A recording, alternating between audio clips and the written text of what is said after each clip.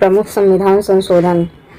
प्रथम संशोधन अधिनियम 1951 संविधान में 9वीं अनुसूची को जोड़ा गया। इस अनुसूची में उल्लिखित विषयों को न्यायालय की न्यायिक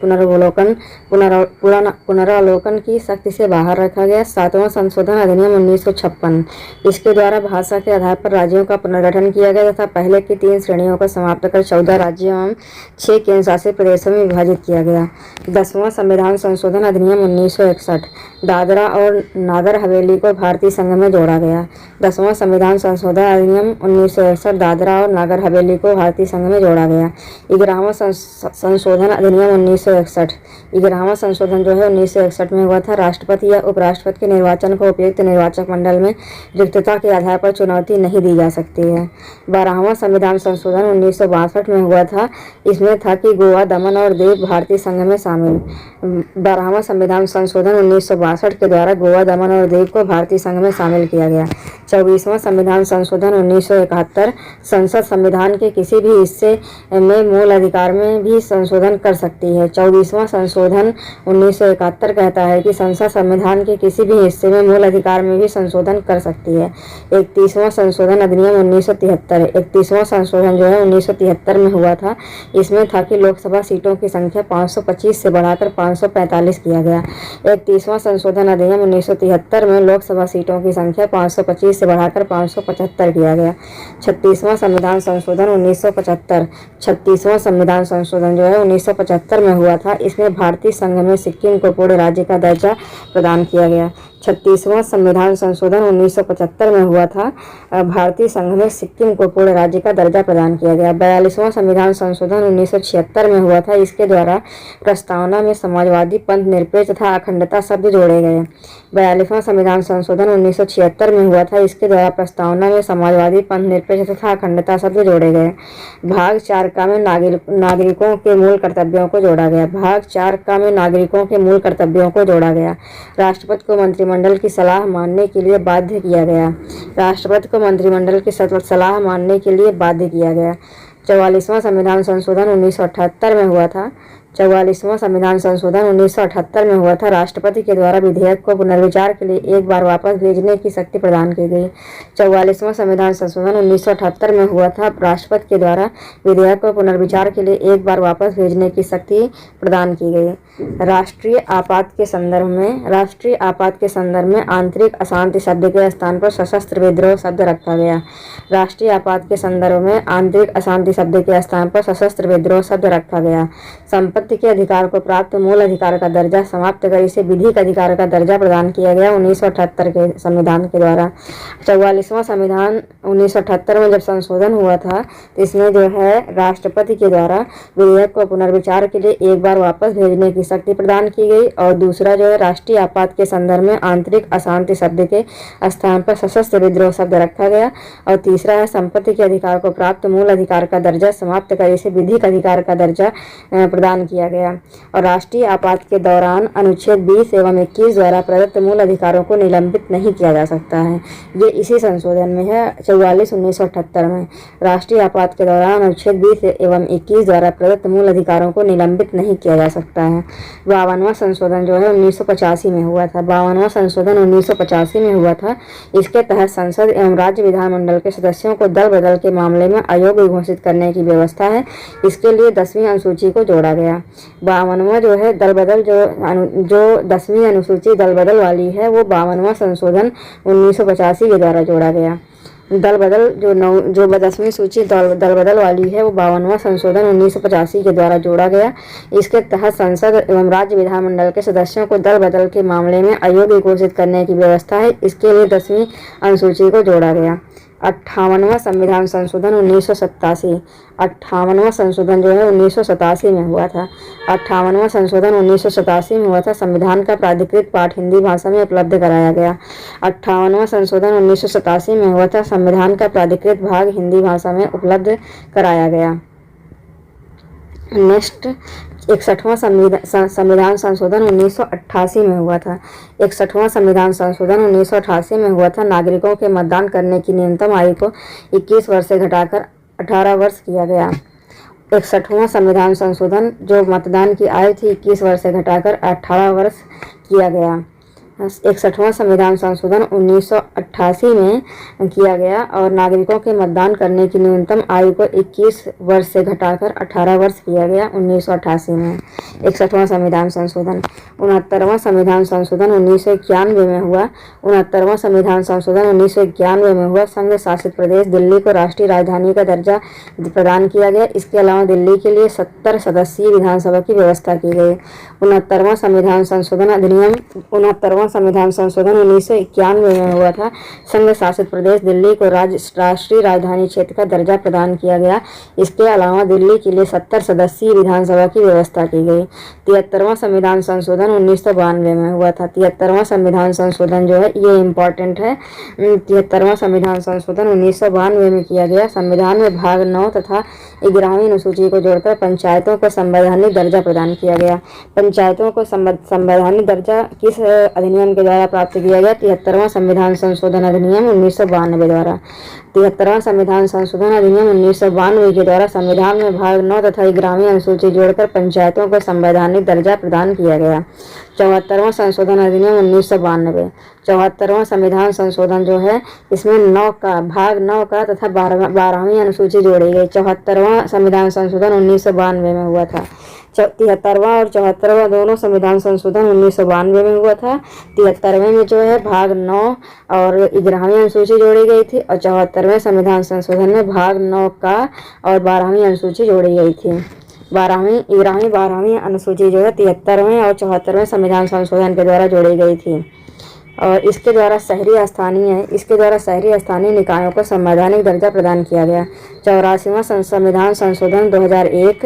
84वां जो संविधान संशोधन है 2001 में हुआ था। लोकसभा एवं राज्यसभा विधानसभा सीटों के पुनर्निर्धारण पर 25 वर्ष के लिए वर्ष 2026 तक रोक लग गई थी। 84वें संविधान संशोधन 2001 के द्वारा 84वें संविधान संशोधन 2001 के द्वारा लोकसभा एवं राज्य विधानसभा सीटों के पुनर्निर्धारण पर 25 वर्ष के लिए वर्ष 2026 तक रोक लगा दी गई थी। 86वां संविधान संशोधन 2002। 86वां जो संविधान संशोधन हुआ था वो 2002 में हुआ था। प्रारंभिक शिक्षा को मूल अधिकार का दर्जा प्रदान किया गया। 86वें संविधान संशोधन 2002 के द्वारा प्रारंभिक शिक्षा को मूल अधिकार का दर्जा प्रदान किया गया। अनुच्छेद 21 का के तहत व्यवस्था की गई कि राज्य 6 से 14 वर्ष तक के आयु के बच्चों के लिए निःशुल्क प्रारंभिक शिक्षा प्रदान करने की व्यवस्था करेगा। अनुच्छेद 51 का के तहत इसी से संबंधित 11वां कर्तव्य जोड़ा गया। 86वां संविधान संशोधन प्रारंभिक शिक्षा को मूल अधिकार का दर्जा प्रदान किया गया। अनुच्छेद 21 का के तहत व्यवस्था की गई कि राज्य 6 से 14 वर्ष तक के आयु के बच्चों के लिए निःशुल्क प्रारंभिक शिक्षा प्रदान करने की व्यवस्था करेगा। अनुच्छेद 51 का के तहत इसी से संबंधित 11वां कर्तव्य जोड़ा गया। अनुच्छेद 45 की विषय वस्तु बदली गई, जिसके तहत राज्य सभी बालकों को 6 वर्ष की आयु पूरी होने तक निःशुल्क और अनिवार्य शिक्षा देने के लिए उपबंध करने का प्रयास करेगा। अनुच्छेद 45 की विषय वस्तु बदली गई, जिसके तहत राज्य सभी बालकों को 6 वर्ष की आयु पूरी होने तक निःशुल्क और अनिवार्य शिक्षा देने के लिए उपबंध करने का प्रयास करेगा। 91वां संविधान संशोधन 2003। 91वां संविधान संशोधन 2003। 91 संविधान संशोधन जो 2003 में हुआ था। इसके द्वारा मंत्रिपरिषद के आकार को सीमित किया गया, जो कि लोकसभा के कुल सदस्य संख्या के 15% से अधिक नहीं हो सकती। 91वां संविधान संशोधन 2003। इसके द्वारा मंत्रिपरिषद के आकार को सीमित किया गया, जो कि लोकसभा के कुल सदस्य संख्या के 15% से अधिक नहीं हो सकती है। 91वां संविधान संशोधन 2003 के द्वारा इसके द्वारा मंत्रिपरिषद के आकार को सीमित किया गया, जो कि लोकसभा के कुल सदस्य संख्या के 15% से अधिक नहीं हो सकती। राज्य मंत्रिपरिषद में भी विधानसभा की कुल सदस्य संख्या के 15% से अधिक नहीं होगी। राज्य मंत्रिपरिषद में भी विधानसभा की कुल सदस्य संख्या के 15% से अधिक नहीं होगी तथा 12 की संख्या से कम नहीं हो सकती है। राज्य मंत्रिपरिषद में भी विधानसभा की कुल सदस्य संख्या के 15% से अधिक नहीं होगी तथा 12 की संख्या से भी कम नहीं हो सकती। 97वें संविधान संशोधन 2011 में हुआ था। 97वां संविधान संशोधन 2011 में हुआ था। इसमें सहकारी समिति बनाने का अधिकार अनुच्छेद 19 के तहत मौलिक अधिकार बन गया। 97वें संविधान संशोधन 2011 में हुआ था। इसमें सहकारी समिति बनाने का अधिकार अनुच्छेद 19 के तहत मौलिक अधिकार बन गया। 97वां संविधान संशोधन 2011 में हुआ था। सहकारी समिति बनाने का अधिकार अनुच्छेद 19 के तहत मौलिक अधिकार बन गया। सहकारी समितियां नाम का नया भाग 9 खा जोड़ा गया। सहकारी समितियां नाम का नया भाग 9 खा जोड़ा गया। सहकारी समितियां नाम का नया भाग 9 खा जोड़ा गया। 100वां संविधान संशोधन 2015। 100वां संविधान संशोधन 2015 यह भारत तथा बांग्लादेश के मध्य भूमि हस्तांतरण से संबंधित है। 100वां संविधान संशोधन 2015 में जो है 100वां संविधान संशोधन हुआ था, यह भारत तथा बांग्लादेश के मध्य भूमि हस्तांतरण से संबंधित है। 100वां संविधान संशोधन अधिनियम 2015 यह भारत तथा बांग्लादेश के मध्य भूमि हस्तांतरण से संबंधित है।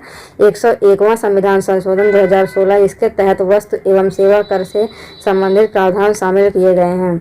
101वां संविधान संशोधन 2016 में आया। 101वां संविधान संशोधन जो है 2016 में आया जीएसटी के लिए। 101वां संविधान संशोधन जीएसटी से संबंधित है, ये 2016 में आया। इसके तहत वस्तु एवं सेवा कर जीएसटी से संबंधित प्रावधान शामिल किए गए हैं।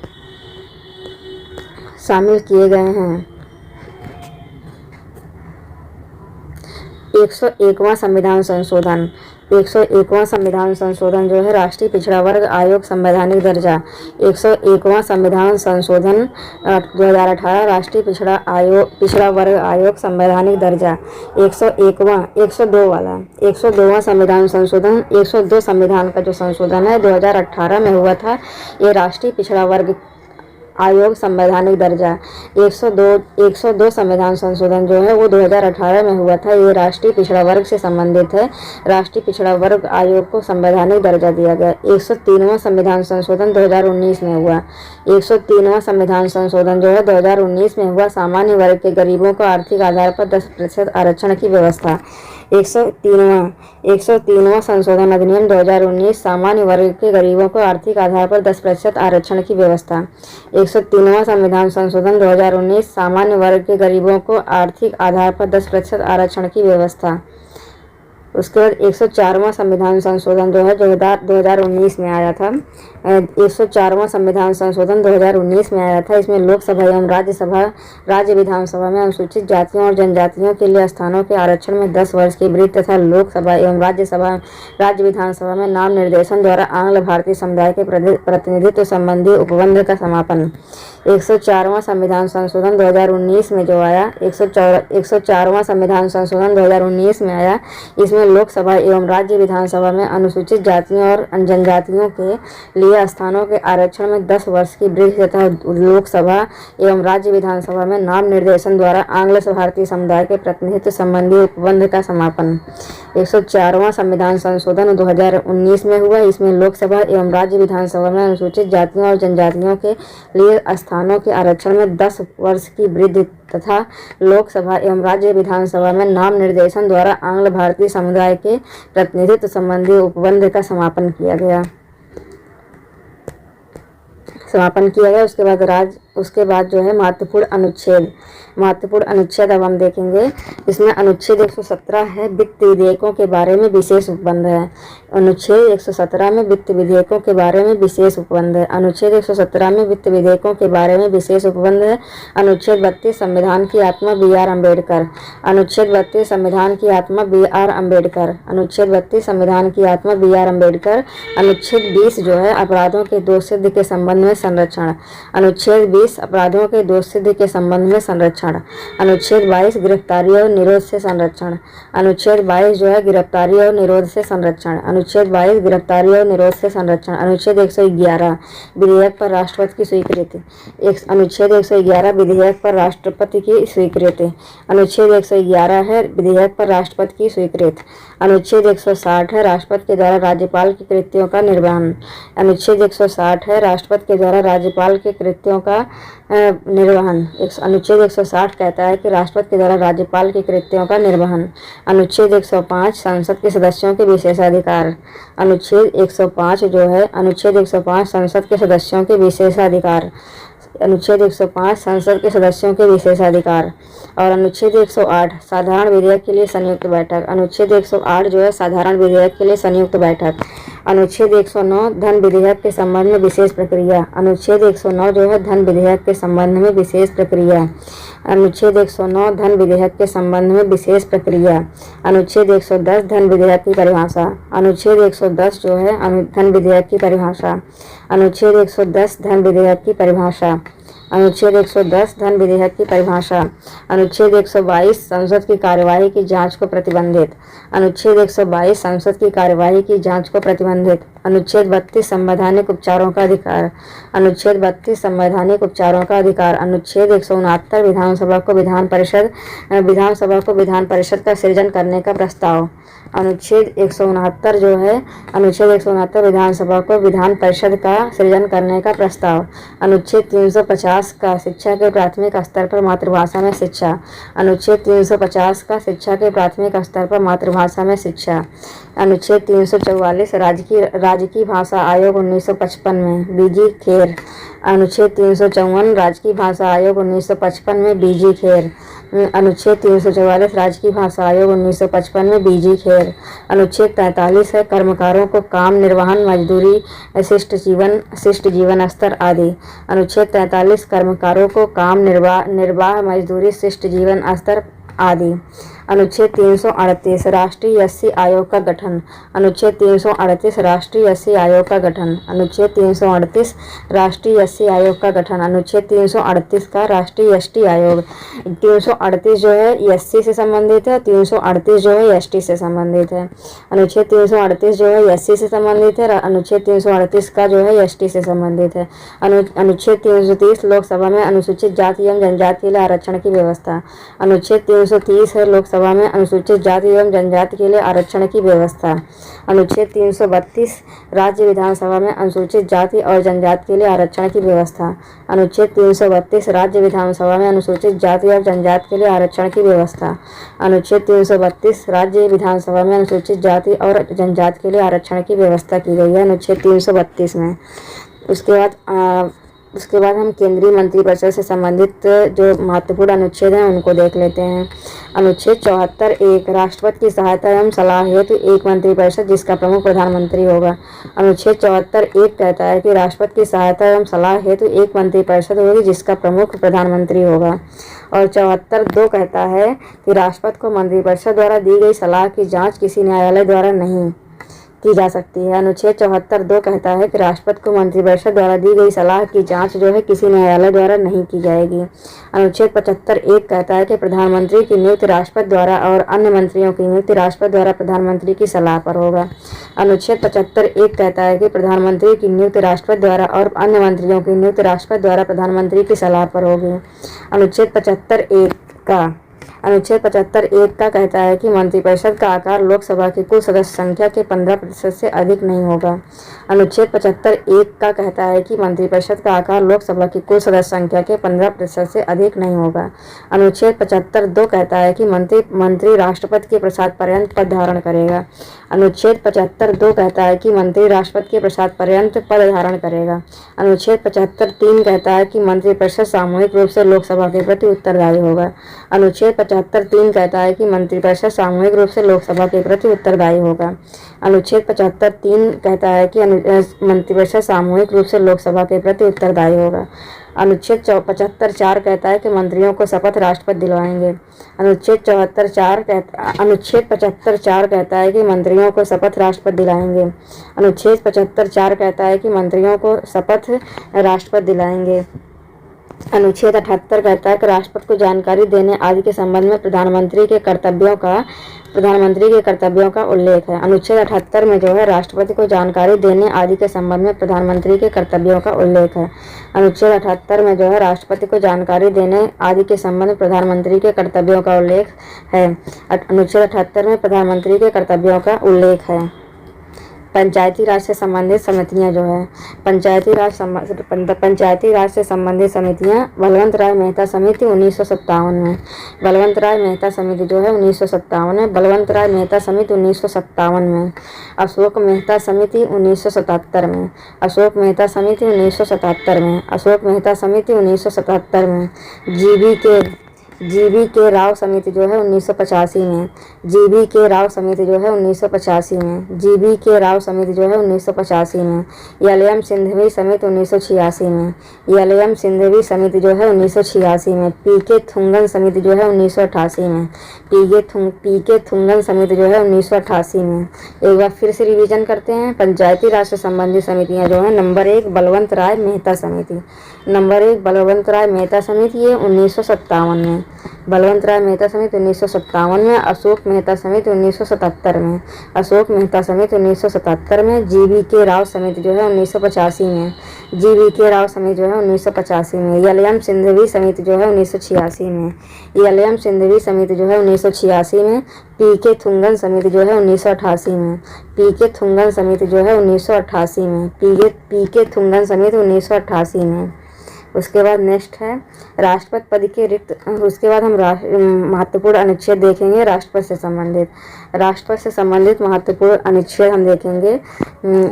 राष्ट्रपति से संबंधित महत्वपूर्ण अनुच्छेद, अनुच्छेद 52 कहता है कि भारत का एक राष्ट्रपति होगा, अनुच्छेद 52 कहता है कि भारत का एक राष्ट्रपति होगा। अनुच्छेद 53 कहता है संघ की समस्त कार्यपालिका शक्ति राष्ट्रपति में निहित होगी, अनुच्छेद 53 कहता है कि संघ की समस्त कार्यपालिका शक्ति जो है राष्ट्रपति में निहित होगी। अनुच्छेद 54 कहता है कि राष्ट्रपति का निर्वाचन एक निर्वाचक मंडल द्वारा होगा, अनुच्छेद 54 कहता है कि राष्ट्रपति का निर्वाचन जो है एक निर्वाचन मंडल द्वारा होगा। और अनुच्छेद 54 कहता है कि राष्ट्रपति का निर्वाचन एक निर्वाचन मंडल द्वारा होगा। अनुच्छेद 55 कहता है कि राष्ट्रपति के निर्वाचन की रीति, अनुच्छेद 55 में जो है राष्ट्रपति के निर्वाचन की रीति दी गई है। अनुच्छेद 56 में राष्ट्रपति के पदावधि पद ग्रहण करने की तारीख से 5 वर्ष तक का उल्लेख है। राष्ट्रपति के पदावधि पद ग्रहण करने की तारीख से 5 वर्ष तक का उल्लेख है अनुच्छेद 56 में। अनुच्छेद 56 में जो है राष्ट्रपति के पदावधि पद ग्रहण करने की तारीख से 5 वर्ष तक का उल्लेख है। अनुच्छेद 57 राष्ट्रपति के पद के लिए किसी व्यक्ति के पुनः निर्वाचन की पात्रता है। अनुच्छेद 56 राष्ट्रपति के पद के लिए किसी व्यक्ति के पुनः निर्वाचन की पात्रता है। अनुच्छेद 57 जो है कहता है कि राष्ट्रपति के पद के लिए किसी व्यक्ति के पुनः निर्वाचन की पात्रता। अनुच्छेद 58 कहता है, अनुच्छेद 58 जो है राष्ट्रपति के निर्वाचित होने के लिए अर्हताएं, अनुच्छेद 58 में जो है राष्ट्रपति के निर्वाचित होने के लिए योग्यता जो है दी गई है। अनुच्छेद 58 में, अनुच्छेद 58 में जो है राष्ट्रपति के निर्वाचित होने के लिए योग्यता दी गई है, अर्हता दी गई है। अनुच्छेद 59 में जो है राष्ट्रपति के पद के लिए शर्तें हैं। अनुच्छेद 59 में जो है राष्ट्रपति के पद के लिए शर्तें हैं। अनुच्छेद 59 में राष्ट्रपति के पद के लिए शर्तें हैं। अनुच्छेद 60 इसमें राष्ट्रपति द्वारा शपथ प्रतिज्ञान। अनुच्छेद 60 में जो है राष्ट्रपति द्वारा शपथ प्रतिज्ञान। अनुच्छेद 60 में जो है राष्ट्रपति द्वारा शपथ प्रतिज्ञान। अनुच्छेद 61 राष्ट्रपति पर महाभियोग की प्रक्रिया। अनुच्छेद 61 जो है राष्ट्रपति पर महाभियोग की प्रक्रिया। अनुच्छेद 61 जो है राष्ट्रपति पर महाभियोग की प्रक्रिया। अनुच्छेद 62 जो है राष्ट्रपति के पद रिक्त को भरने के लिए चुनाव कराने का समय। राष्ट्रपति के पद रिक्त को भरने के लिए चुनाव कराने का समय अनुच्छेद 62 में दिया गया है। राष्ट्रपति के पद रिक्त को भरने के लिए चुनाव कराने का समय। अब नेक्स्ट भारतीय संविधान के भाग हम देखेंगे। भाग याद करने में बहुत दिक्कत होती है, इसलिए हम इसको कई बार पढ़ेंगे। भाग 1 संघ और उसका राज्य क्षेत्र अनुच्छेद 1 से 4। भाग 1 संघ और उसका राज्य क्षेत्र अनुच्छेद 1 से 4। भाग 2 नागरिकता अनुच्छेद 5 से 11। भाग 2 जो है नागरिकता है अनुच्छेद 5 से 11। भाग 2 नागरिकता अनुच्छेद 5 से 11। भाग 3 मूल अधिकार अनुच्छेद 12 से 35 है। भाग 3 में मूल अधिकार दिया गया है अनुच्छेद 12 से 35 है। भाग 4 में राज्य के नीति निर्देशक तत्व अनुच्छेद 36 से 51 है। भाग 4 में राज्य के नीति निर्देशक तत्व अनुच्छेद 36 से 51 है। भाग 4 में जो है राज्य के नीति निर्देशक तत्व अनुच्छेद 36 से 51 है। भाग 4 का में मूल कर्तव्य अनुच्छेद 51 का। भाग 4 का में मूल कर्तव्य जो है अनुच्छेद 51 का। भाग 5 में संघ अनुच्छेद 52 से 151। भाग 5 में जो है संघ अनुच्छेद 52 से 151। भाग 6 में राज्य अनुच्छेद 152 से 237। भाग 6 में जो है भाग 6 में राज्य अनुच्छेद 152 से 237। भाग 7 में पहली अनुसूची के भाग ख के राज्य अनुच्छेद 238 संविधान 7वां संशोधन अधिनियम 1956 की धारा 29 और अनुसूची द्वारा निर्देशित। भाग 7 पहली अनुसूची के भाग ख के राज्य अनुच्छेद 238 संविधान 7वां संशोधन अधिनियम 1956 की धारा 29 और अनुसूची द्वारा निर्देशित। भाग 8 जो है संघ राज्य क्षेत्र अनुच्छेद 239 से 42। भाग 8 जो है संघ राज्य क्षेत्र अनुच्छेद 239 से 242। भाग 9 पंचायत अनुच्छेद 243। भाग 9 जो है पंचायत अनुच्छेद 243। भाग 10 अनुसूचित SC/ST से संबंधित है। SC/ST भाग 10 जो है SC/ST से संबंधित है। अनुसूचित और जनजाति क्षेत्र अनुच्छेद 244 से 244 का। भाग 11 संघ और राज्यों के बीच संबंध से संबंधित है। संघ राज्य संबंध भाग 11 में जो है संघ और राज्य के संबंध है 245 से 263। भाग 11 संघ और राज्यों के बीच संबंध अनुच्छेद 245 से 263।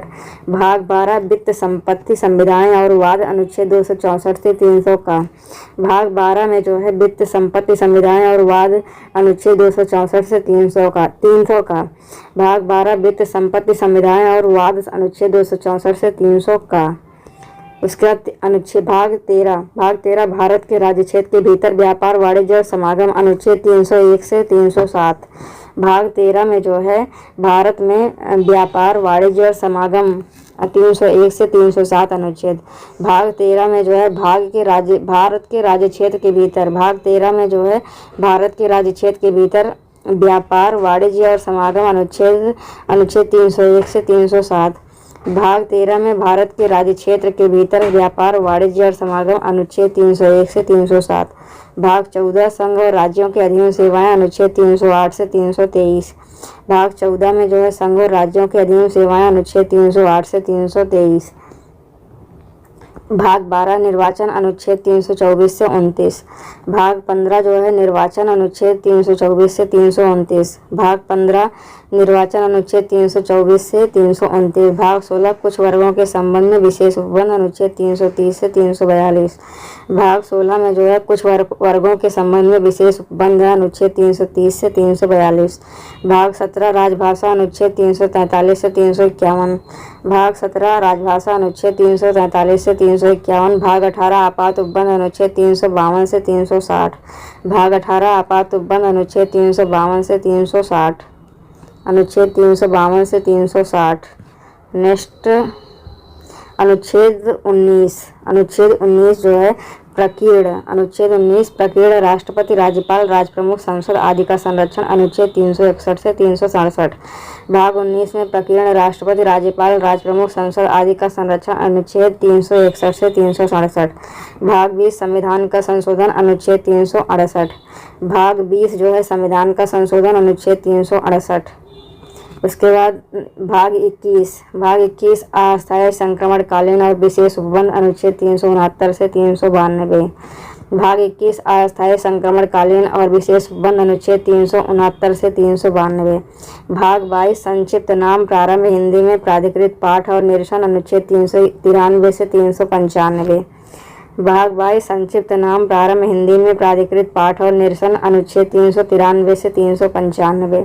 अनुसूची पहली अनुसूची में भारत 28 राज्य और 8 केंद्र शासित प्रदेशों का राज्य है। पहली अनुसूची में दिया गया है कि भारत 28 राज्यों और 8 केंद्र शासित प्रदेशों का राज्य है। दूसरी अनुसूची में जो है वेतन से संबंधित है। दूसरी अनुसूची वेतन से संबंधित है। राष्ट्रपति उपराष्ट्रपति लोकसभा के अध्यक्ष और उपाध्यक्ष के वेतन एवं भत्ता, नियंत्रक, महालेखा परीक्षक, सर्वोच्च न्यायालय के न्यायाधीश, उच्च न्यायालय के न्यायाधीश आदि के बारे में उपबंध है। तीसरी अनुसूची में मंत्रियों, सांसदों, विधायकों आदि द्वारा ली जाने वाली शपथ या प्रतिज्ञान का प्रारूप है। तीसरी अनुसूची में शपथ से संबंधित है। चौथी अनुसूची विभिन्न राज्यों और संघ शासित प्रदेशों के राज्यसभा में सदस्यों की संख्या। चौथी अनुसूची जो है राज्यसभा में सदस्यों की संख्या से संबंधित है। चौथी अनुसूची जो है राज्यसभा में राज्य और संघ के सदस्यों की संख्या से संबंधित है। पांचवी अनुसूची जो है SC/ST से संबंधित है। पांचवी अनुसूची अनुसूचित क्षेत्रों और अनुसूचित जनजातियों के प्रशासन और नियंत्रण के बारे में उपबंध है। छठी अनुसूची जो है असम, मेघालय, त्रिपुरा और मिजोरम राज्य के जनजातीय क्षेत्रों के प्रशासन के बारे में उपबंध है। छठी अनुसूची में जो है असम, मेघालय, त्रिपुरा और मिजोरम राज्यों के जनजातीय क्षेत्रों के प्रशासन के बारे में उपबंध है।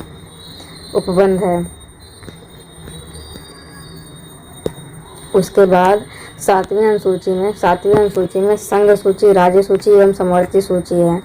सातवीं अनुसूची में जो है संघ सूची, राज्य सूची एवं समवर्ती सूची है। आठवीं अनुसूची में भाषाएं हैं।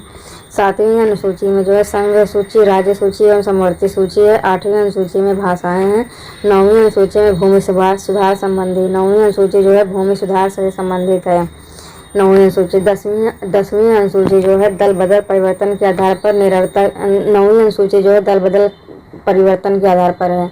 10वीं अनुसूची दल बदल परिवर्तन के आधार पर है। और 11वीं अनुसूची जो है 10वीं अनुसूची जो है दल बदल परिवर्तन के आधार पर निरंतरता के बारे में उपबंध है। 11वीं अनुसूची पंचायतों की शक्तियाँ।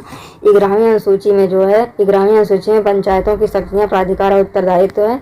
11वीं अनुसूची में पंचायतों की शक्तियाँ और प्राधिकार और उत्तरदायित्व है। 12वीं अनुसूची नगरपालिका से संबंधित है। 12वीं अनुसूची जो है नगरपालिका आदि की शक्तियाँ, प्राधिकार और उत्तरदायित्व है।